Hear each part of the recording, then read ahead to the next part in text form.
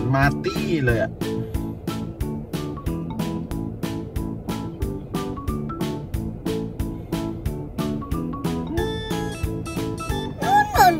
ไหน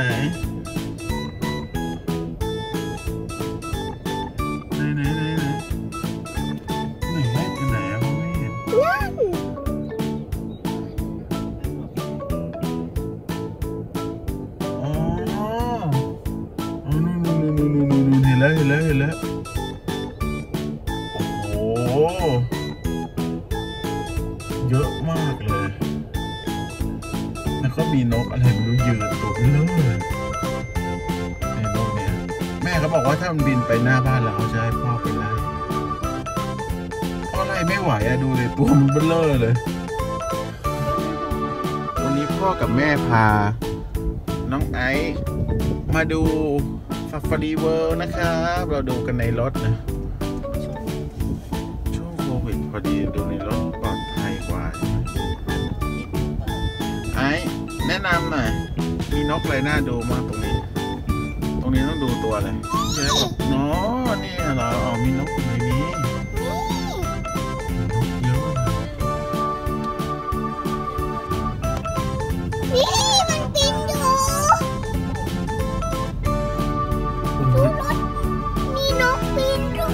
นกบนกา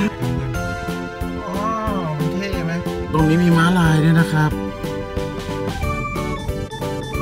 ยังมีคนไปให้อาหารยีราฟอยู่เลยแม่โอ้ยีราฟเต็มเลยมีม้าลายมีหมีควายฮิมาลายันแบล็คแบร์อุ้ยไอ้ดูตรงคอมันดีอุ้ยสะบัดคอโอ้โหก็เป็นรูปตัววีเลยอ่ะใช่ปะใส่สร้อยคอเลยป่ะเท่นะใช่ไหมเป็นปลาหมีตัวนี้ต้องเป็นหัวหน้าแน่เลยอ่ะมีห้องสปาเป็นของตัวเองนั่งนอนเล่นเหมือนไอเล่นอ่างน้ำเลยนะอ่างน้ำส่วนตัวมากเลยนอนดูมันชิวสระผมด้วยเปล่าไม่รู้ดูชิวจังมันนอนนี่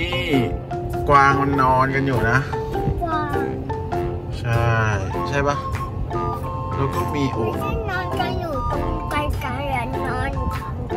ไหนอ๋อนู่นที่ริมรั้วเยอะเลยเนาะแล้วก็เดี๋ยวมีตรงนี้เอ้ยนี่มันมองมาไอ้กินอะไรน่ะผมกินบ้างได้ไหม ผมไม่เห็นนะ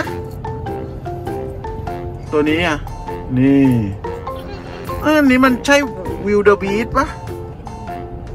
วิลเดอร์บีสใช่ปะไอ้ดูพี่ไอ้เลยหิวแล้วหิวข้าวแล้วกินหมี่กรอบปูพรให้มั้ยนะมีกวางไหมไม่รู้เขาบอกว่าเขตเสือแล้วนะตรงเนี้ยไอ้นี่แน่เลยที่เขาชะลอดูกันนี่แน่เลยผมมันอยู่แบบต้นไม้เหมือนต้นไม้นี้จะตายเลยอ๋อมันไปเลยอาณาจักรเสือนะตื่นเต้นไหมเสือเบงกอลตื่นเต้นไหมอ๋อนี่ตื่นเต้นแล้วนะแม่ดูโอ้โหที่หนึ่งฮะเยอะเลยอ่ะตรงเนี้ยนอนกันเต็มนะอุ้ยไอ้ตัวนี้ต้องเป็นหัวหน้าแน่เลยอ่ะได้นอนบนเตียงเห็นปะมีอยู่ตัวหนึ่งได้นอนบนเตียงนี่โอ้โหลายฮิปโปมันอยู่ในบ่อเนี่ยลูกแต่ว่ามันจะดูยากวันนั้นเราเคยเห็นกันทีแล้วมันโผล่หลังมานะเดี๋ยวเราไปขับหาดูก่อนว่าวันนี้จะเจออีกเปล่านกเยอะมากอ่ะนกทั้งนั้นเลยเต็มเลยเจอแล้วพี่ไอชี้แล้วไหนฮิปโปเดี๋ยวพ่อซูมไปให้ดูมันนอนเบื่อกันอยู่2 คนนะ2 ตัวมันมีนกมามองมันด้วยนะไอ้มันมี3 ตัวตรงนี้แม่บอกว่าเห็นชัดกว่าพ่อมือไม่นิ่งเลย หูเล็กจริงๆไอ้ดูแต่ถ้าจำไม่ผิดตรงนี้มันไม่มีสัตว์ใช่ปะก็มีเหมือนกันมีนกมีอะไรอย่างเงี้ยเหมือนตรงนี้เหมือนไอ้นี่ระบายน้ำไปอยู่ตรงนั้นโอ้ดูเลยนกบินเต็มป้ายวิวเดอร์บีชอยู่ตรงนี้แต่ว่าตัวมันเดินไปอยู่ตรงนู้น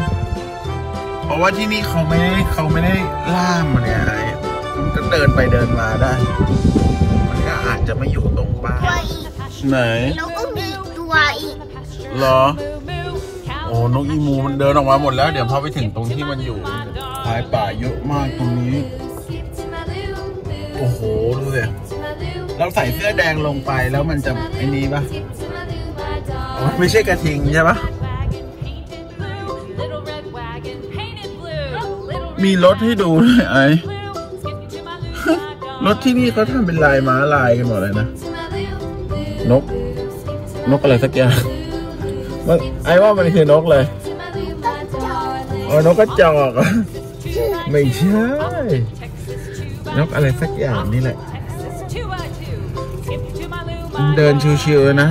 โอ้วันนี้รถเยอะจังเลยรถมาดูผมเยอะจังเลยงูเต็มเลยให้เห็นยังนกงูมันเดินข้ามถนนนะ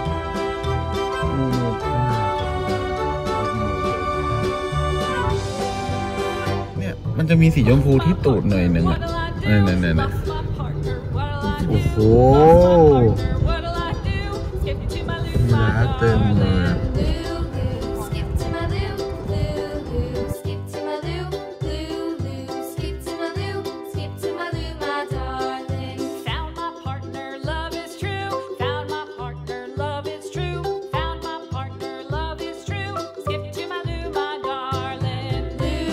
สวัสดีครับก็ยังพูดสคริปต์โชว์มายากลเอาอย่างดูนะครับเดี๋ยวก้าจะเสกรถนะครับเอ้ยเอาใหม่ได้ปะ